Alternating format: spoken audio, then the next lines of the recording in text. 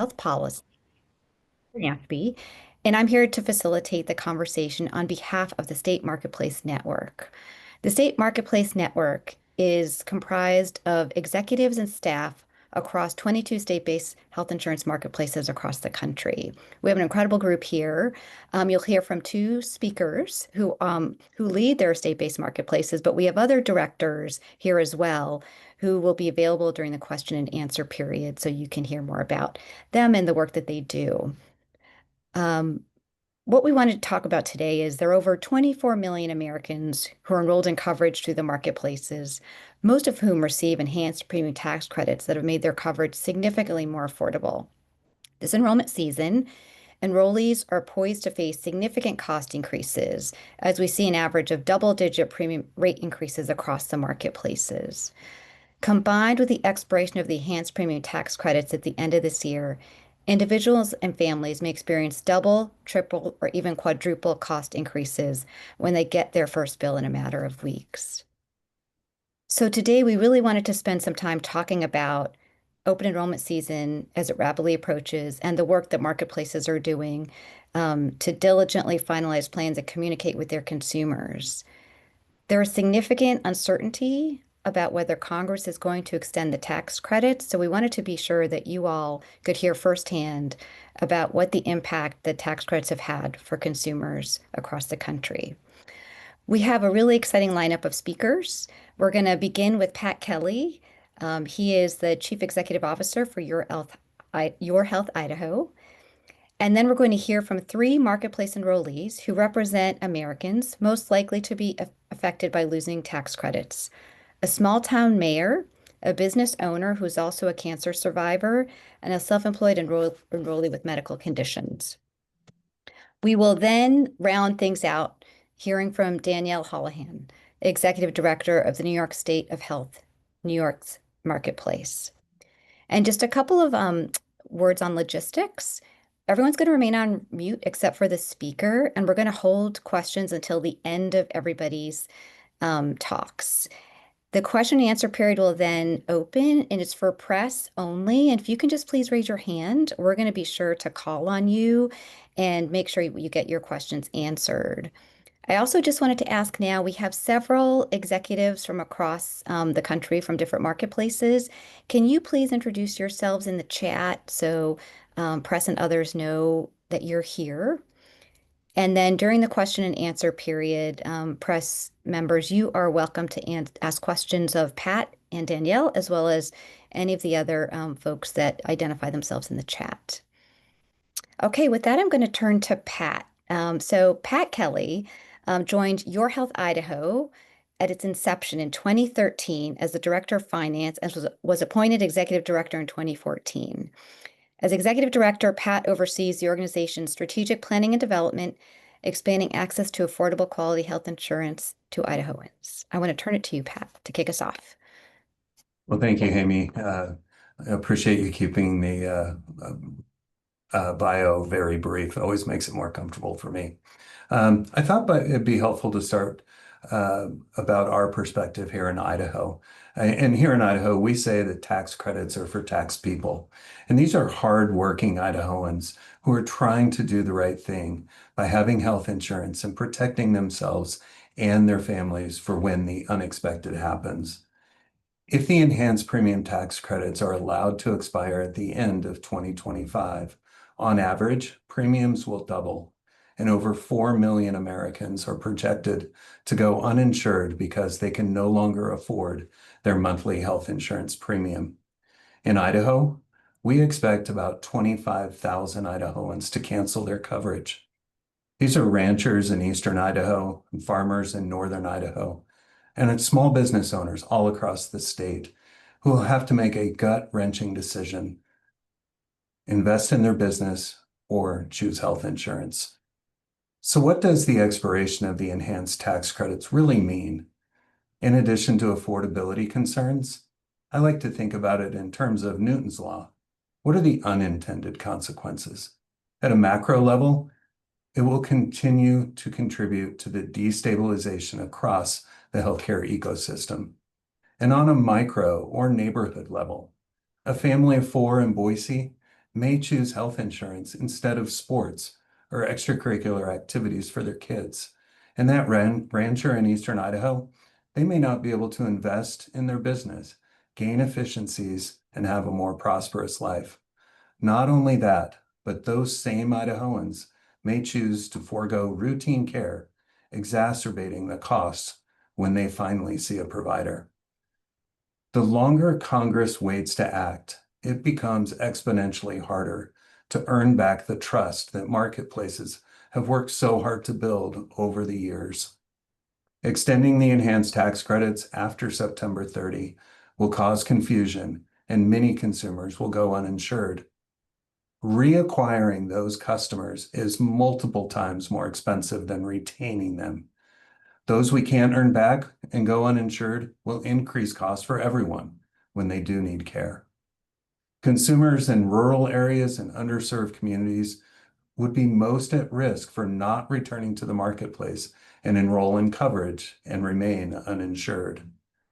While marketplaces will do everything they can for those they serve, any delay in extending the enhanced tax credits will also increase costs in every marketplace across the country. It's important to remember that people who are uninsured, they don't magically stay healthy and they don't magically avoid accidents. And it can be financially catastrophic for those who are trying to do the right thing. They have a job, they're working hard, they're taking care of their family, and they're investing in their business, all while contributing to the welfare of their community. Being uninsured is going to create barriers they must climb over to achieve the American dream.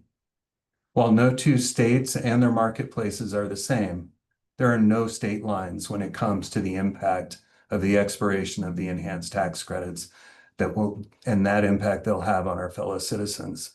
The time to extend enhanced tax credits is now, before September 30. Time is of the essence. I'm happy to turn it back to you, Amy. Great. Thank you, Pat. And Tammy, I see your hand. We're going to just wait until the end of the remarks for question and answer, but we will definitely call on you first. Wanted to turn now to Julie Marangello from Maine. She's a designer and owner of Modern Maine Contemporary Lighting Studio out of Deer Island, Maine.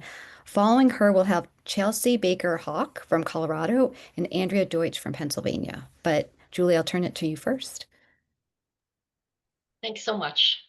Yes, my name is Julie Marangello, and I live on an island in Maine. And I think year-round we have a little bit over 3,000 people living here. I am a two-time cancer survivor, and as someone who is self-employed, my options for healthcare are pretty limited. I was very grateful when the exchange and CoverMe.gov started and exists, and working with that system, I've been in it for a number of years, and it's gotten actually easier, quite a bit easier over the years. The most difficult thing is choosing the right plan. In the early years, I worked with a broker who was incredibly helpful, and he helped me crunch the numbers and find which was the right plan for me. Health insurance has literally saved my life. My first cancer was discovered during a completely routine OBGYN checkup, and that's how important these benefits are. The screenings absolutely save lives and save money and help catch illnesses early when treatment is less expensive, less invasive, less painful, everything, all of it. It's really, really important. My second cancer, that was also really, really important because I was able to access the care I need, get appointments, get taken care of. And even then, I have to say, healthcare, to get the treatment I needed, it was 3.5 hours for my surgery, and chemotherapy was an hour and a half. And that is what rural healthcare in Maine is like these days, and it is getting worse. The rising costs are absolutely terrifying. The deductibles and the premiums keep climbing, and this is on the exchange with tax credits.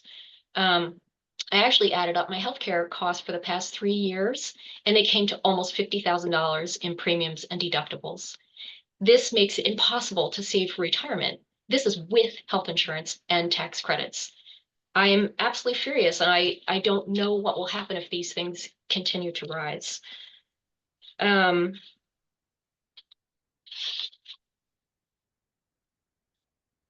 I guess I just have to say that having insurance has allowed me to keep my home.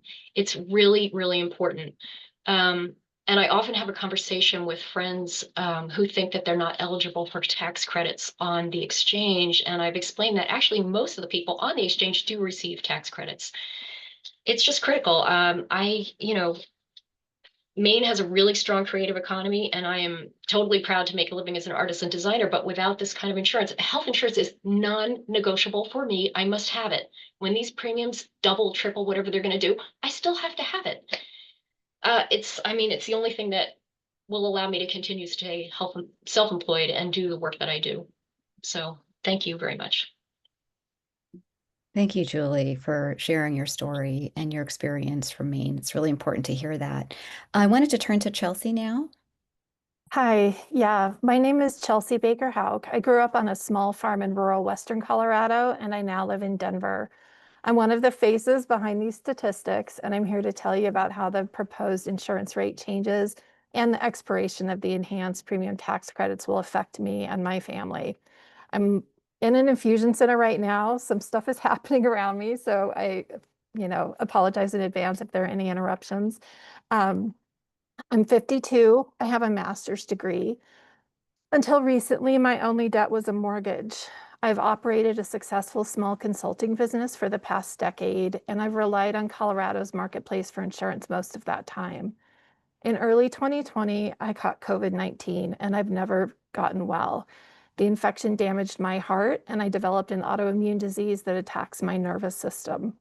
For more than a year, I fought to get my insurance carrier to cover the treatment that would save my life. And in 2023, I was finally able to start treatment. Now, every 2 weeks, I spend 2 full days in an infusion center receiving IV immunoglobulin through a port in my chest. That's what's going on right now. This is where I am. With this treatment, I'm able to work part-time, swallow, digest solid food, walk, talk, use my hands, drive, live without severe pain, and even return to some of the activities I loved before I got sick. But if I miss even one dose, I lose it all again. This treatment is extraordinarily expensive. It's $8,600 a dose. That's $17,200 every 2 weeks, more than $34,000 per month, and $412,000 per year. This treatment is saving my life, and it makes it possible for me to live life. But health insurance coverage is imperative. Like the previous speaker, this is not a choice. I have to have this to stay alive and to function. My life and my ability to continue contributing to my community depends on access to insurance. It's difficult for me to know how much these changes are going to affect me, but believe me, I spend a lot of time crunching numbers and trying to figure out how I'm going to afford this.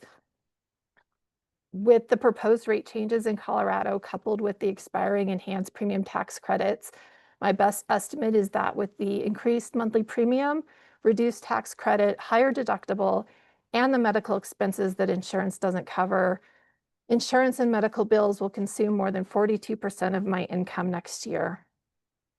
On Monday, this past Monday, I found out I have melanoma on my left hand. It was caught early. Surgery will cure it. It was found during a routine skin check, which fortunately is covered by my insurance. If it weren't, which isn't the case for everybody, I would still have melanoma, and in 6 months from now would be facing a very different outcome. Fortunately, surgery is going to cure this for me, but treatment's going to prevent me from working for at least 2 weeks and possibly longer. Because I'm self-employed, I don't get paid time off. If I don't work, I don't get paid. And I'm the primary source of income for our household. I already can't afford health care. We've emptied our savings and my husband's retirement fund. Last year, we acquired $10,000 in medical debt for the first time. That was to pay my deductible. My husband delayed his cancer care last year because we couldn't afford a second deductible for him. I've taken expired medication because I can't afford a new prescription, and I ration the medications I pay for out of pocket. One of those is an angioedema medication that prevents my throat from swelling shut. It costs more than $8,000 for a single dose, and insurance will not cover it. Obviously, I can't afford to pay for that myself. Who could? I only have 1 dose left of the free doses that were provided by the manufacturer. So at least once a month, I play Russian roulette. Do I take this medicine and possibly save my life, or do I save it for a time when I might need it more? There's no telling when that time is going to come. Millions of other Americans make these same choices every day. Do I eat or buy medicine? Do I pay my mortgage? What do you cut when there's nothing left? I don't know how any middle-class American family can be expected to bear these kinds of financial burdens.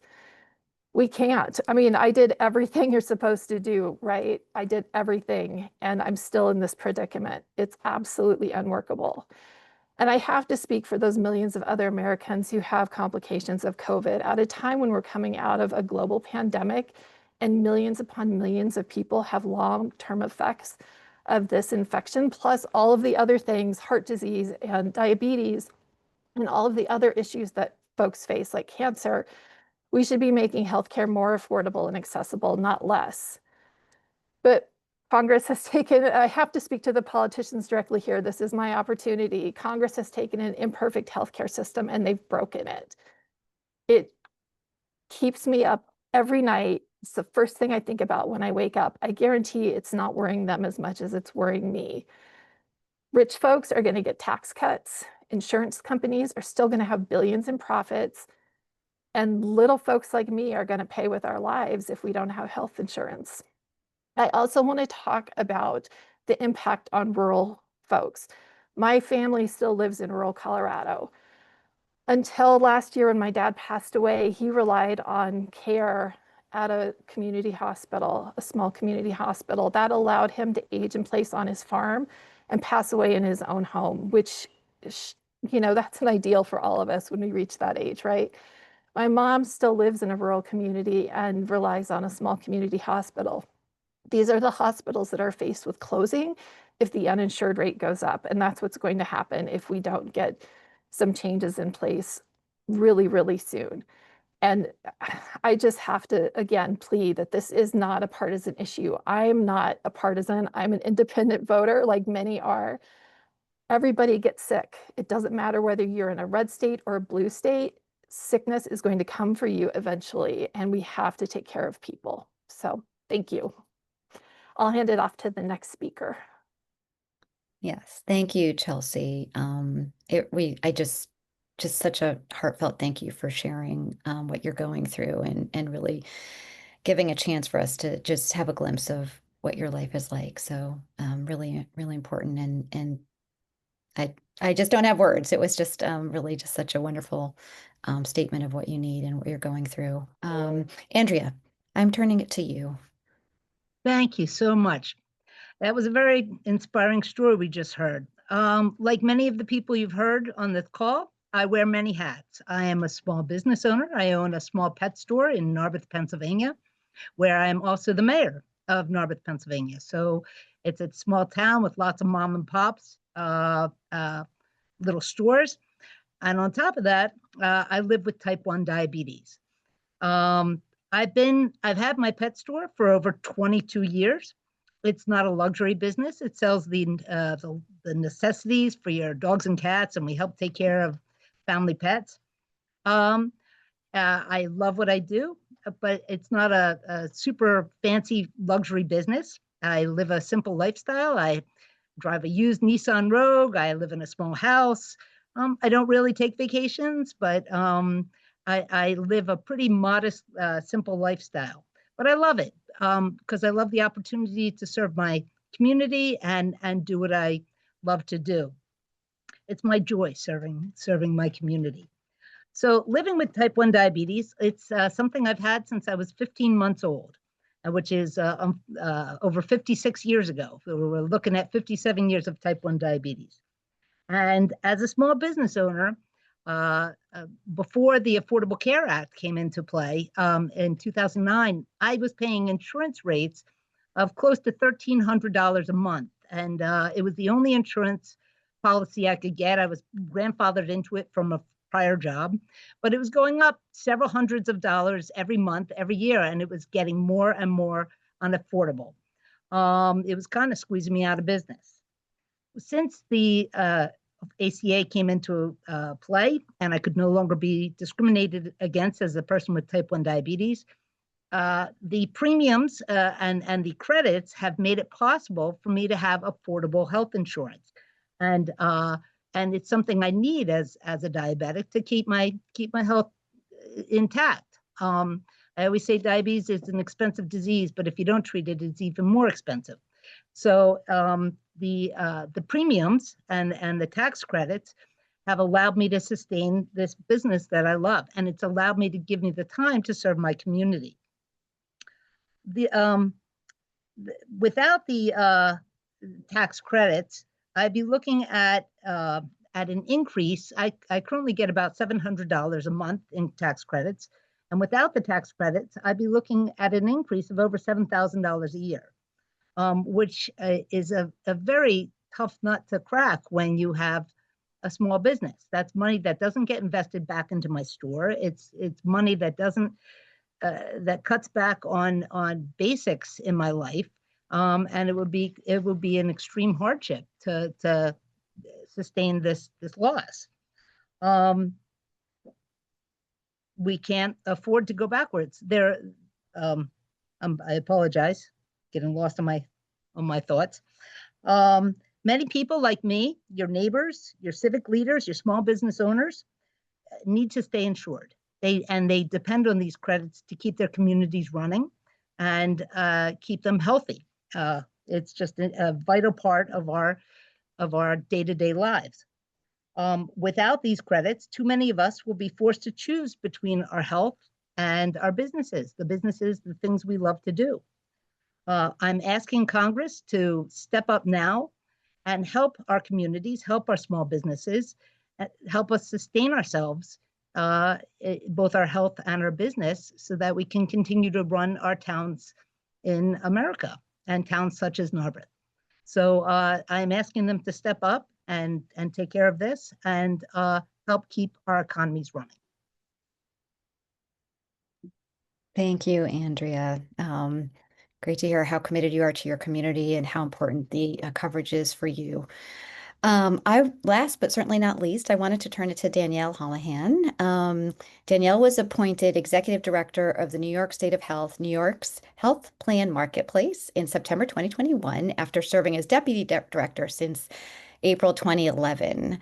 Over 6.7 million New Yorkers are enrolled in high-quality comprehensive coverage, including Medicaid, Child Health Plus, Essential Plan, subsidized and unsubsidized qualified health plans through New York's Marketplace. And the number of uninsured in New York remains below 5%. So Danielle, I'm going to turn it to you to close us out. Great. Thank you so much, Amy. And thank you, everyone, for being here and for the opportunity to talk about this very important issue. And specifically, the importance of extending these enhanced premium tax credits and keeping coverage affordable for all Americans. We have heard very compelling testimony today. I don't need to tell anyone who's been on this call. I really have the chills from everything we just heard.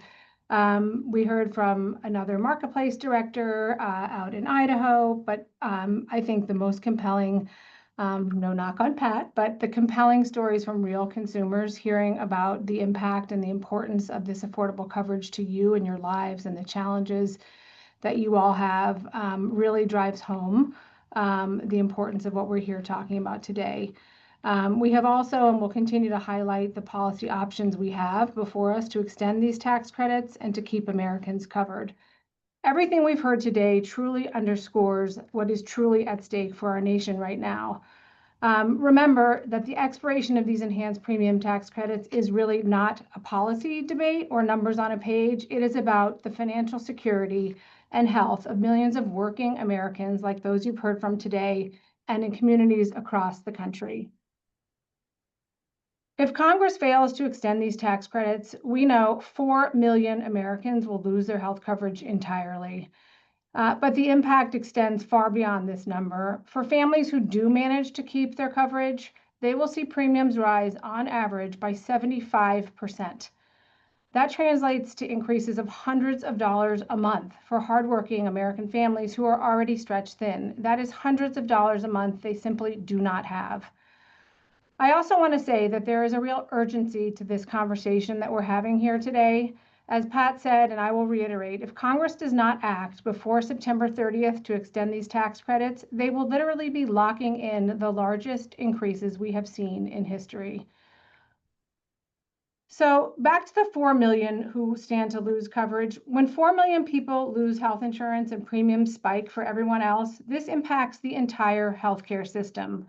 What this means is hospitals will see their uncompensated care costs increase and they will struggle to stay afloat financially. Emergency rooms become the primary care providers for the uninsured.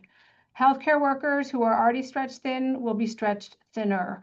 Job opportunities will dry up, local economies will suffer as healthcare dollars are literally disappearing from our economy. Healthcare costs will rise for everyone. It's not just about individual savings, it is really about the entire healthcare system and the infrastructure of that system. So the enhanced premium tax credits are the success story that we might lose. Since 2021, these enhanced premium tax credits have driven the uninsured rate across this country to historic lows.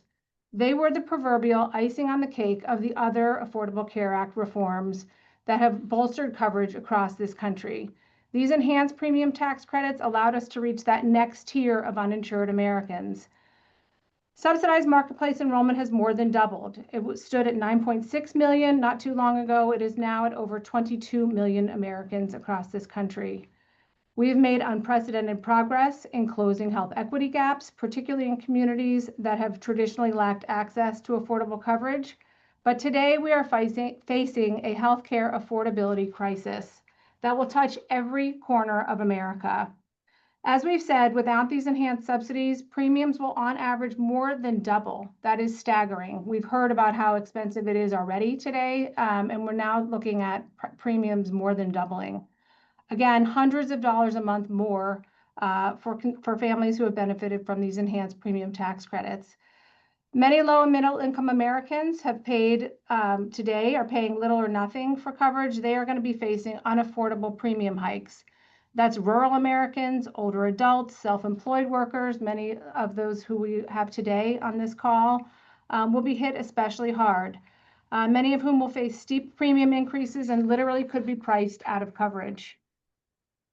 The other thing I want to add is we just on July 4th had the enactment of the so-called One Big Beautiful Bill Act, or HR 1. The combined impact of the expiration of these enhanced premium tax credits with that law creates a devastating 1-2 punch for states and for consumers. Looking at this law and the burdens that this law creates with the eligibility restrictions and new administrative requirements, on top of that, with the expiration of these enhanced premium tax credits, we are going to be seeing people struggle to afford coverage on the private insurance market. So the combined impact of these two changes right now before us is really quite devastating. Without the enhanced premium tax credits, qualified health plans will be prohibitively expensive. So we'll leave with these final comments. Congress has a choice. They have the choice to extend the enhanced premium tax credits, which we see as representing a tax cut for working Americans and enjoy broad bipartisan support. Or they can allow premiums to spike for millions of families who are already facing high costs, high inflation, rising costs every day. This is not just a healthcare issue, it's a pocketbook issue, it's a family stability issue, and it's a public health issue. Health coverage really should not be a luxury that is reserved for the few. Every American deserves affordable health coverage and the peace of mind that comes from knowing they don't have to make a choice between a medical bill and paying their rent because the prices are really just too high. So we're calling on everybody here, Congress, across the nation, to keep premiums affordable and coverage within reach for everyone. As I said at the beginning, there is an urgency to the conversation that we are having today. We need Congress to act before September 30th. Notices are already going out to consumers. This is gig workers, farmers, adults over age 55. They're receiving notices that are telling them their premiums next year are going up by 10, 15, and 20%. Consumers are already feeling the effects of these prices. Congress must act now to prevent these hikes from becoming a reality. As many have said today, this isn't a blue state or a red state issue. The enhanced premium tax credits are helping consumers in every state. You're hearing today from state-based marketplaces, and it is important to note really that the increases in federal marketplace states are actually will certainly increase as well, but I think it's going to come as more of a surprise to the consumers in those states because they're not hearing the alarm bells that we're ringing. On November 1 and January 1, they will be the most surprised when they see these premium increases facing them. So again, we are urging Congress to act swiftly, extend these enhanced premium tax credits, keep coverage affordable, keep it within reach, protect the progress that we have made. The choice is clear and the time to act is now. Thank you for the opportunity. Thank you, Danielle, and to all our speakers. I think such an important conversation. So we are now going to turn to the question and answer portion of this event. And so members of the press, I see Tammy is raising her hand. Chachi D'Angelo from Penny is going to help facilitate the Q&A. So Chachi, I'll turn it to you. Yeah, Tammy, you've had your hand up for quite some time. So yeah, let's get over to you first. Hi, sorry about that. I'm just used to bring your hand.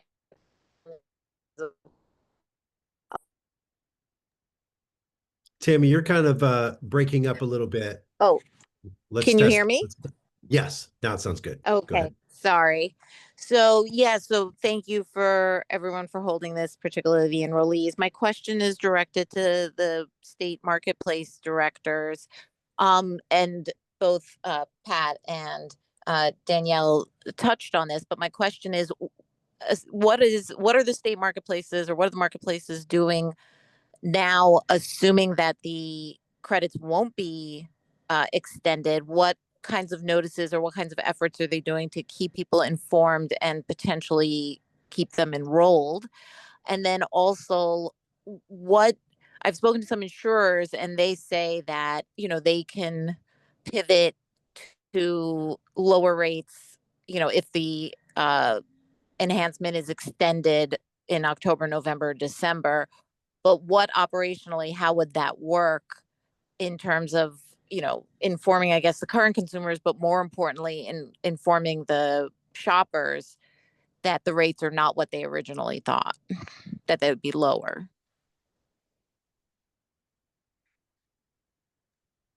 I'm happy to start. Others should jump in.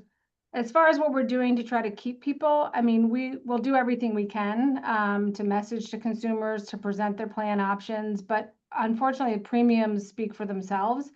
And that is always the hardest lift. People want coverage.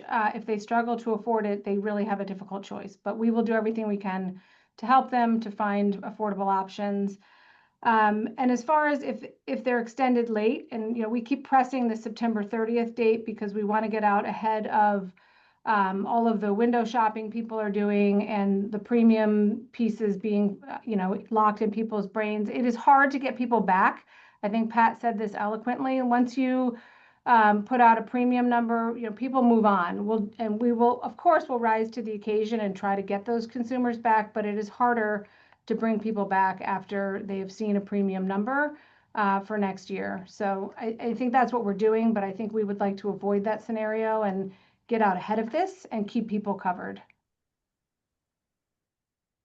Thanks, Danielle. I'll just add that we work with about 1,200 agents and brokers all across the state. About 3/4 of our enrollments engage with an agent or broker.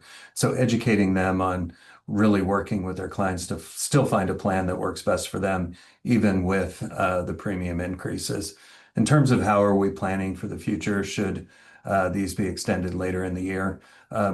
We work on operational contingencies. So how do we communicate when and to whom should those be extended at a later date? We hope that they're extended before September 30. Life's a lot better if that happens, but we're prepared should they be extended at a later date. Thank you. Thank you both. Any other directors want to chime in before we go to the next question on that? I could add a couple of things from Maine. What we are doing a series of notification to our members telling them about the likelihood at this point of rates increasing. As you've heard from these consumers, they already are struggling to pay for their coverage. And so we want to make sure we give our members as much transparency as possible, but also as much time to figure out where in their budgets they can scale back and plan for those January premium increases that are going to be so significant, because we know, like you've heard today, that for many of our consumers, it's not an option. I think that we worry about healthy consumers dropping coverage first. They tend to be more price sensitive, and that will drive up premiums for everyone who's covered. And so for those members, we're really trying to make sure they're aware of the value of the coverage that they have, making sure that they're aware of, because some people still aren't aware of the 100% preventive coverage benefits that are part of Affordable Care Act plans, making sure they're aware of pre-deductible coverage so they know the true value of their plan. And that's something we're talking a lot about with our consumers. And then, as the other director said, I think the challenge, if you get past September, of a decision being made, is that all of us, we send out notices to our consumers who are auto re-enrolling to let them know that they're eligible for auto re-enrollment, and then give them what the cost of their plan is going to be next year, and if nothing has changed in terms of their household income, what their premium tax credits are going to look like. There's a lot of back end system work to generate letters for our marketplace to go out to over 50,000 consumers, and we're one of the smaller, just in terms of population size, marketplaces.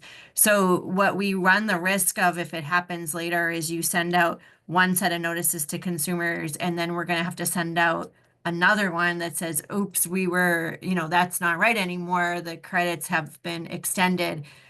Some people a lot of members don't even understand where these savings come from. They don't know that they're federal tax credits. It just creates a lot of consumer confusion where they already get, notices that we're required to send with legalese in them. So it just creates consumer confusion as to, well, which is it?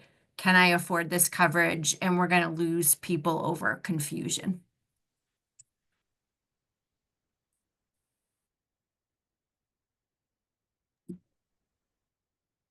Okay, we'll jump into our next reporter, Nana Tepper.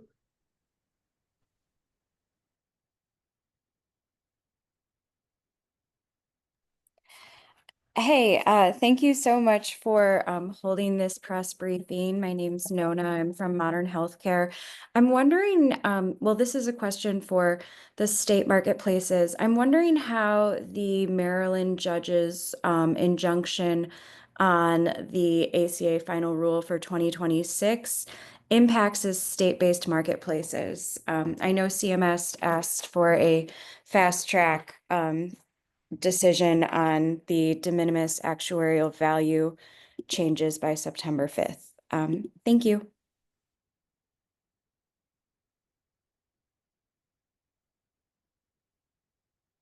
This is Devin from Pennsylvania. I can just start at a high level and welcome my colleagues to jump in. I think every marketplace is watching the changes and the activity there. There are a couple of provisions that it would impact, like the one you mentioned with actuarial value, and that means different things for different states. A lot of us work closely with our insurance departments that oversee plan designs and actuarial value and have sort of varying deadlines and varying requirements of in reaction to that. So there's not a one answer for all of us on that. I think what is probably true across the board is that we're all just watching that very carefully and making the adjustments we can. I think in some cases it does require changes, and sort of layering in those changes on top of all the uncertainty around the enhanced premium tax credits, just as an additional layer of complexity for this open enrollment in a year when we're really trying to make sure that we provide, smooth auto renewals and continuity of coverage for people as much as possible. But welcome any of my colleagues to jump in with more.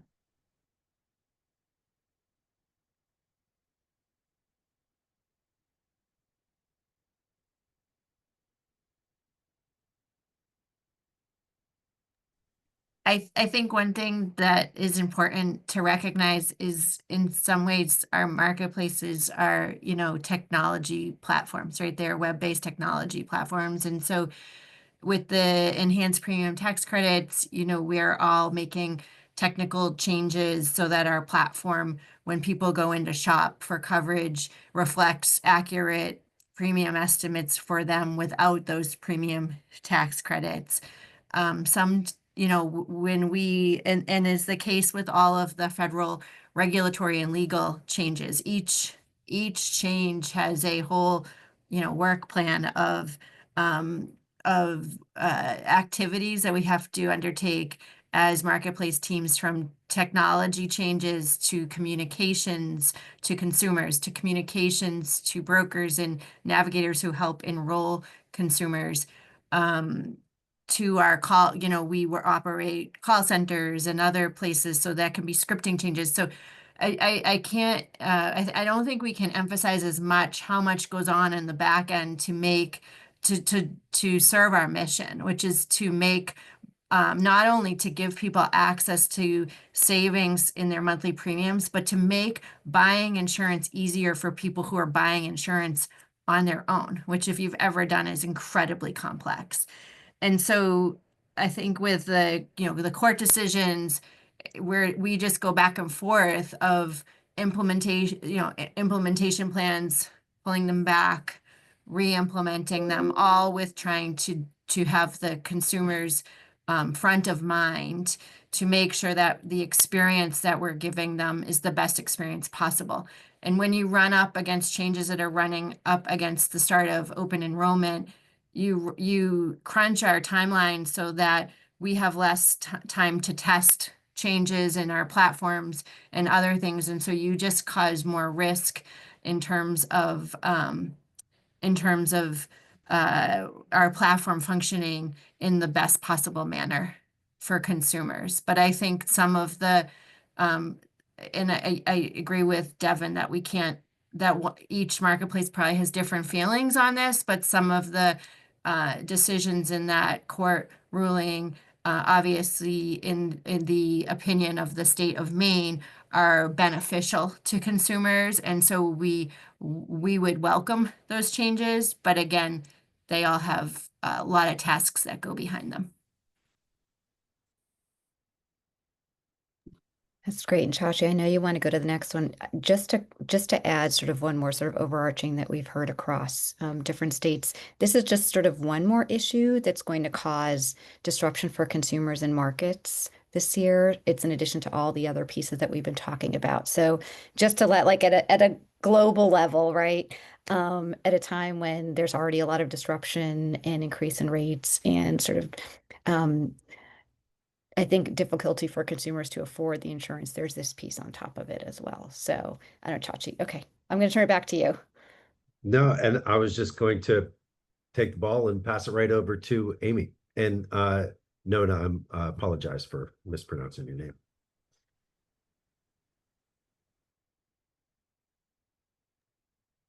You're still muted there, Amy.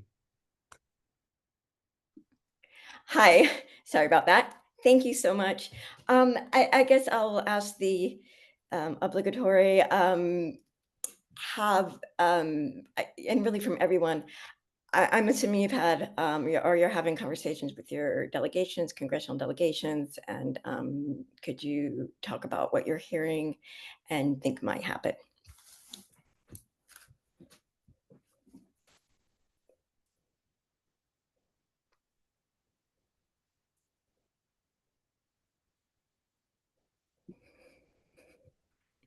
Any directors want to take this one?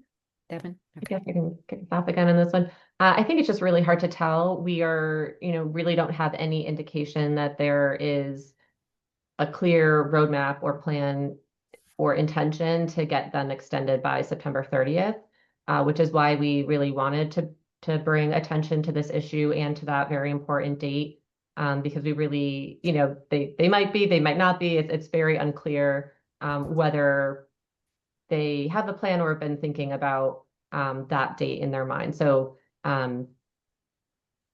I think we're kind of reading a lot of the same news that others are reading, and there's, conversations happening, but I think there's a lot of, just real uncertainty about whether they will be extended or not. And as you're hearing, that uncertainty is weighing very heavily on us, on people who have coverage through Penny and all the marketplaces. So, really, trying to elevate that to hopefully bring some more attention to this as an issue that needs urgent attention. Thank you. And I'll just add, from Washington State, we are having meetings and events with members of Congress, with customers, and a lot of our members of Congress have tried to be very vocal about this. But we are a blue state, so there's only so much that we can do. But we have been involved with both of our senators and a number of our House members as well. And it's getting attention in the state, but I'm not quite sure if they're having an impact with their colleagues. But our members of Congress are active and have been taking a much more public role than they had previously for the state of Washington.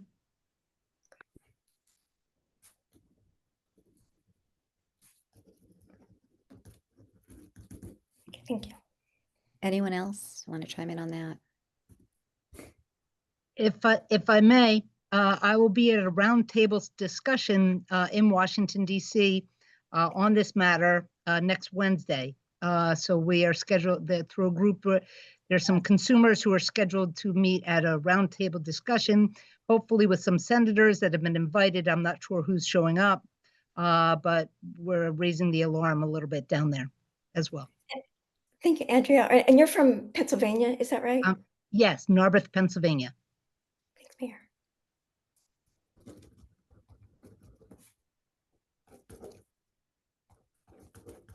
Glad to hear you're coming to DC, Andrea, to share your story.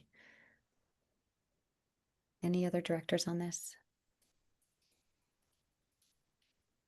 And Amy, just I think you're aware, following this press conference, Dawn is going to be sending out a press release that has materials, which includes a letter to Congress from the state-based marketplace directors and a one-pager and a sort of a multi-page brief on different characteristics of marketplace enrollees. So in case that's helpful for you, those are coming your way after this. Thank you.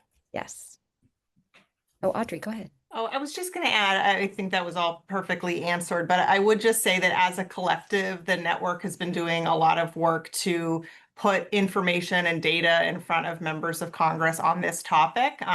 We were doing a lot of that work during the dialogue and debate during the reconciliation bill, and trying to insert this issue into that dialogue and help members of Congress understand how all of these changes, cuts, et cetera, fit together for the tens of millions of Americans who depend on marketplace coverage. So each of us, I think, are taking our own tacks with our own delegations who have, their own composition and dynamics, et cetera, and have been hard at work trying to figure out what are the right points of data and information to best educate our own delegations, and then more holistically as a network representing all of the states with state-based marketplaces. And you've heard on this call that the composition of Americans who depend on marketplace coverage has evolved and grown significantly over the last several years, in no small part due to enhanced premium tax credits. But we feel it's incumbent upon us to make sure that members of Congress and policymakers understand the breadth and diversity of the Americans who depend on this coverage. You're hearing it over and over again.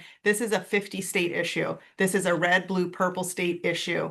These are small business owners, early retirees, young working families, barbers, plumbers, everybody you can think of is in this composition of the 24 million Americans who are in marketplace coverage. And so the work we're doing is really to elevate those voices, that data, and make sure individuals who might otherwise be inclined to say, oh, marketplace coverage, I understand it, I'm not interested, or I can't get behind supporting X, Y, or Z, that they're really understanding the full picture of the Americans who depend on this coverage, and just how vital it is, and how time sensitive this decision in front of them is, and what the implications of failure to act will be.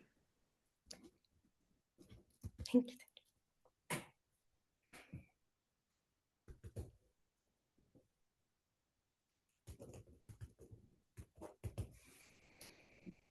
other questions from the press? No other hands up, but I know that we'll be following up with a press release inclusive of the letter and the recording of the press conference today.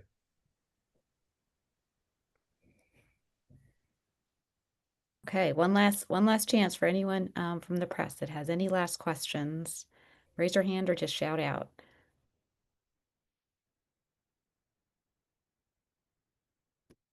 Okay. All right. Well, thank you so much for everyone on this call, the state-based marketplace directors, members of the press, and the consumers. Julie, Chelsea, and Andrea, really, really, truly appreciate and thank you for sharing your personal stories. It's not easy to do that at a group of people you don't know. And it's so important for people to hear that and understand the people behind the concepts and the numbers and the health policy wonk talk. So thank you for spending the time with us today. And I hope members of the press, you lift up their stories and really help to share what the personal experience is when there are people that just need coverage and it's just not affordable across the country. So with that, you heard sort of follow-ups. Dawn from NASHB, our press director, will be sending you members of the press, a press release with all the materials. She also put it in the chat so you can have access to that. If you have any follow-up questions, I know the directors on this call would be happy to talk with you. So please don't hesitate to reach out to them. You can also reach out to Dawn and she can put you in touch with them. Happy to do any of that to facilitate follow-up as you think about what you want to write about. I hope you want to write about it and really continue to share information for folks who may not be familiar with this issue or need to understand more about it. Any last questions or thoughts from folks before we say goodbye? Okay. Thanks, everyone. Wonderful to spend time on this important issue. Thank you. Thanks, Right. everybody. Bye.